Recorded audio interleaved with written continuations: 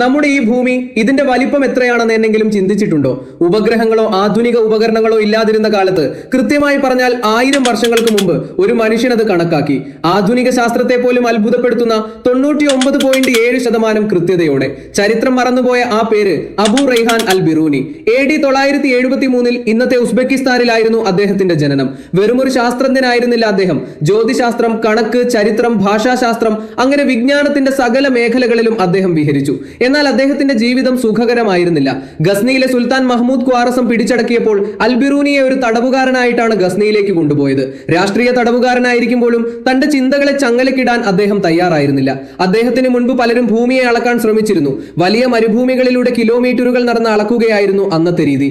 എന്നാൽ അൽ ബിറൂനി ഒരു പുതിയ വഴി കണ്ടെത്തി. ട്രിഗോണോമെട്രി അഥവാ ത്രികോണമിതി. ഇന്നത്തെ പാകിസ്ഥാനിലെ നന്ദനകോട്ടയിലെ ഒരു കുന്നിൻ മുകളിൽ നിന്ന് ചക്രവാളത്തിലേക്കുള്ള കോണളവ് അഥവാ ആംഗിൾ ഓഫ് ഡിപ്പ് അദ്ദേഹം അളന്നു. ഒരു ലളിതമായ സമവാക്യത്തിലൂടെ അദ്ദേഹം ഭൂമിയുടെ ആരം കണക്കാക്കി. അദ്ദേഹം കണ്ടെത്തിയ മൂല്യം 6335 കിലോമീറ്റർ ആയിരുന്നു. ഇന്നത്തെ ആധുനിക ശാസ്ത്രം പറയുന്നത് അത് 6371 കിലോമീറ്റർ ആണെന്നാണ്. വെറും 36 കിലോമീറ്ററിന്റെ വ്യത്യാസം, അതും 1000 വർഷങ്ങൾക്ക് മുമ്പ്.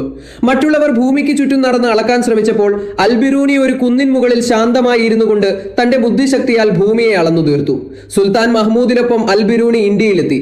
മറ്റുള്ളവർ അധിനിവേശത്തിന് ശ്രമിച്ചപ്പോൾ അദ്ദേഹം ഇന്ത്യയുടെ സംസ്കാരത്തെയും ശാസ്ത്രത്തെയും പഠിക്കാൻ ശ്രമിച്ചു. സംസ്കൃതം പഠിച്ച അദ്ദേഹം ഉപനിഷത്തുകളും ഭാരതീയ ജ്യോതിശാസ്ത്രവും അറബിയിലേക്ക് തർജ്ജമ ചെയ്തു. കിതാബുൽ ഹിന്ദ് എന്ന അദ്ദേഹത്തിന്റെ പുസ്തകം ഇന്നും മധ്യകാല ഇന്ത്യയെക്കുറിച്ചുള്ള ഏറ്റവും വിശ്വസനീയമായ രേഖയാണ്.